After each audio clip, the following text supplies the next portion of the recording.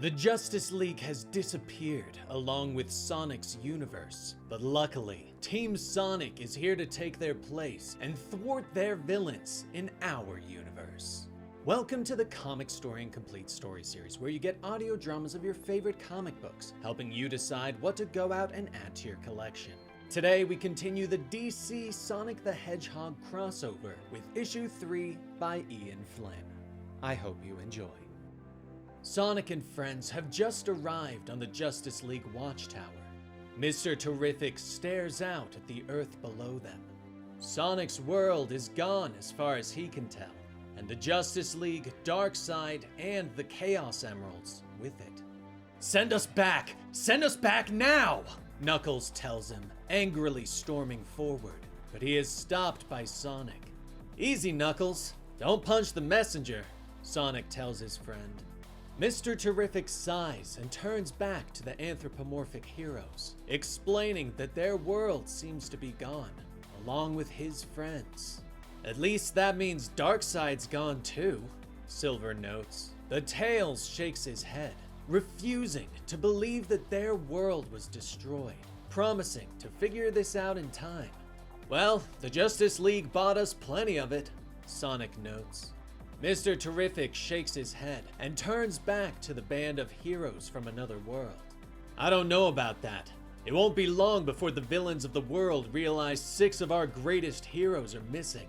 I can put the rest of the league on high alert, but it's going to get ugly, Mr. Terrific tells them. Sonic nods and turns back to his friends. They gave their lives to protect our world. I think we owe it to them to return the favor, he says. The heroes all agree, and Silver pulls out the Green Lantern ring that John gave him before the end. Green Lantern gave this to me before we entered the portal. Does this mean I've been recruited? Silver asks.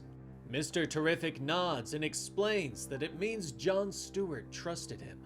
But if you're going to be the Justice League, you've got to dress the part, he tells them all. And so, the heroes of Sonic's world set out to protect the Earth that they find themselves stranded on. Days turn into weeks, weeks turn into months.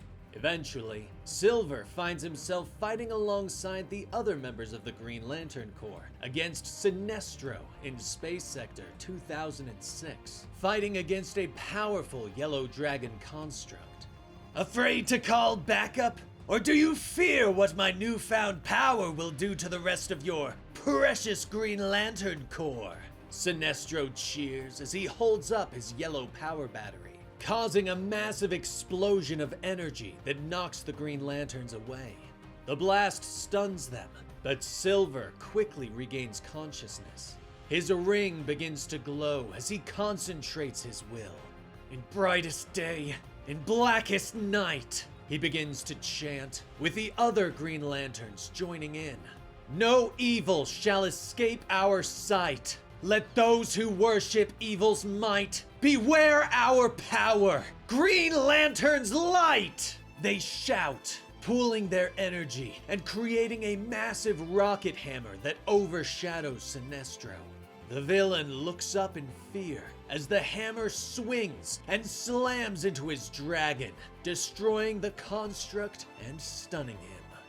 The Lanterns quickly apprehend Sinestro and grab his new, more powerful power battery. It is Chip who finds that it is powered by a strange crystal. A Chaos Emerald? But that was supposed to be lost with my home dimension, Silver exclaims when he sees the emerald.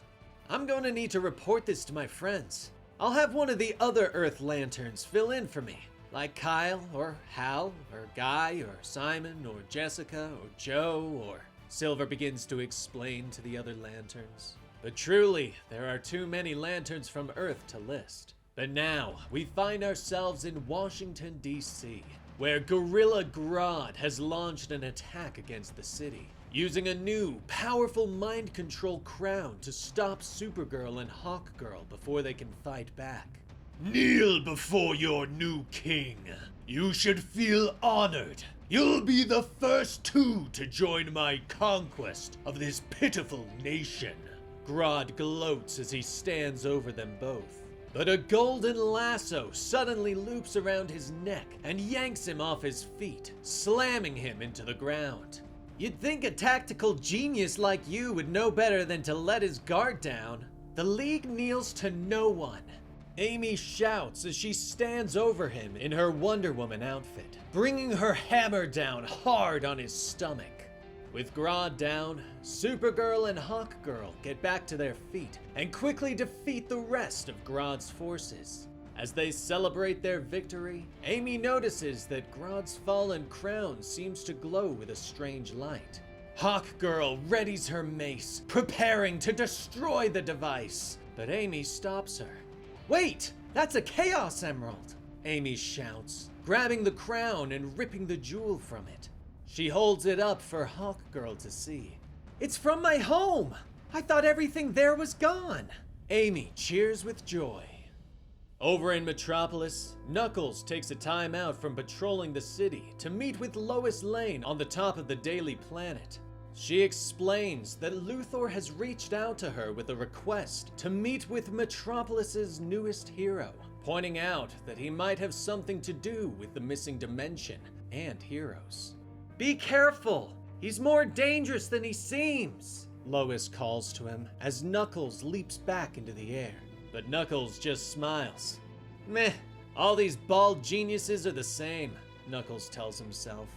He quickly glides across the city and slams into the wall outside of Luthor's office. The evil genius smiles at him as he steps out onto the balcony.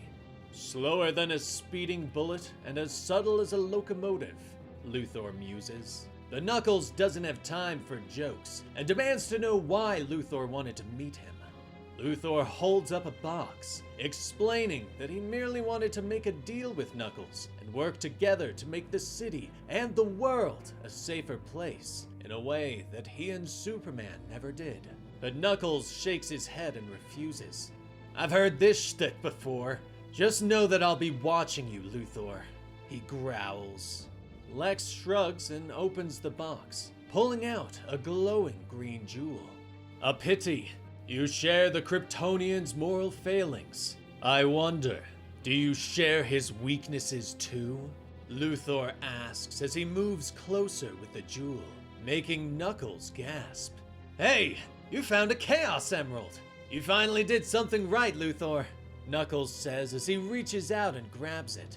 Lex is shocked that the emerald has no effect, but hides it by smiling. "Yes, take it as a token of sincerity. Think hard about what more we could do together," Luthor tells him. Knuckles leaps off the balcony and glides away, but moments later, he comes smashing back through the window, knocking Luthor to the ground. "Were you trying to poison me thinking this was kryptonite?" he growls as he stands over Luthor. Meanwhile, in Gotham City, the Joker is driving through the streets in a clown go-kart, laughing as he fires rockets into the city. But there is a rev of an engine, and suddenly, a mini Batmobile comes careening out of the night. "Ah, there he is! The shadow of the Bat!" Joker cackles. Joker whirls and fires another rocket at the car, blowing it up and sending debris scattering everywhere. But Shadow has already leaped out of the seat, dashing across the road and cutting straight through Joker's car, sending him crashing into the ground. The clown staggers to his feet and continues to laugh. "Ha ha ha ha! Not bad, Edgy Hedgy! You certainly have the mood down! You have the makings of a passable replacement," he says as he stalks forward, the flower on his chest glowing with a strange light. "But there's a cadence to this sort of thing. The dreary little Gothamites expect a show, so next time," Joker begins to say. But Shadow moves forward and kicks him in the face, dropping him with one blow. Shadow stares down at the clown before reaching down and grabbing the Chaos Emerald that was pinned to his flower. He narrows his eyes at it. Meanwhile, in Central City, Sonic is racing Reverse Flash, who cheers that now he is the fastest man in history, a Chaos Emerald clasped in his hand. That doesn't belong to you. If you hand it over, we'll let bygones be bygones, Sonic orders, but Thawne shakes his head. You are in no position to make demands of me.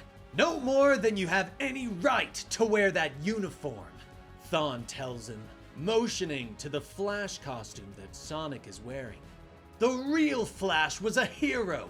I saw to that myself, tempered through tragedy and loss. But you're a child playing dress-up, a pretender who lacks the focus and conviction to fill Flash's boots, Thawne tells Sonic as the Hedgehog suddenly leaps over him, spinning around quickly, but Thawne easily dodges.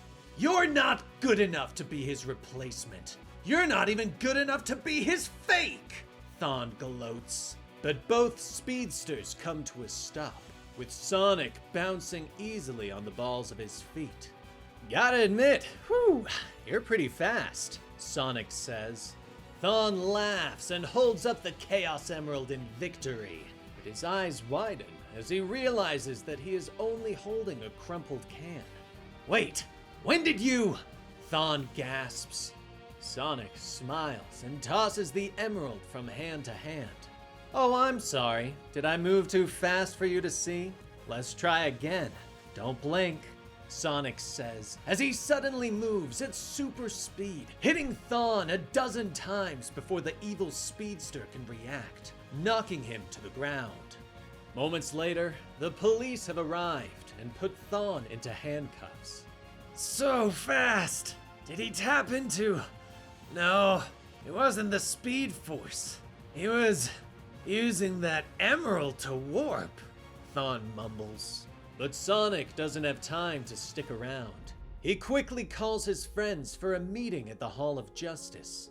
Inside, Tails uses the Chaos Emeralds that they have gathered to track the signal back to their world. They all cheer as it appears on the holo screen before them. Booyah! I knew it! Our world survived! Tails shouts with joy, explaining to the others that Darkseid's dimensional engine malfunction probably hit their world in some sort of pocket dimension. Sonic nods, explaining that they can now return to their home. The question now is if we should, Shadow growls. Everyone looks at him in shock. If our world survived, then Darkseid survived. Opening a way home leaves this planet vulnerable to invasion, Shadow points out, but Knuckles shakes his head. The League was ready to give their lives to protect our world. They would take the chance. They would come to save us, no matter the cost. It's not a question of if we're doing this. It's a question of how soon can we start, he tells them. Later, the team has returned to the Watchtower, where Mr. Terrific uses the signal to create a new boom tube that will return them to their world. Safe travels, everyone, and for what it's worth, you made a damn fine Justice League, Terrific calls to them. The heroes prepare themselves and step through the portal. All right, gang, let's go be heroes. Tails cheers as they disappear. And that's where we end issue 3 of the DC Sonic the Hedgehog crossover. Which crossover character was your favorite? I'm split between Sonic as Flash and Knuckles as Superman, but let me know yours in the comments below. And be sure to like the video and share it with your friends if you enjoyed it. And subscribe to the channel to get notified when new videos are released. I'm Dan with Comicstorian, and we will see you next time. Rest in peace, Benny.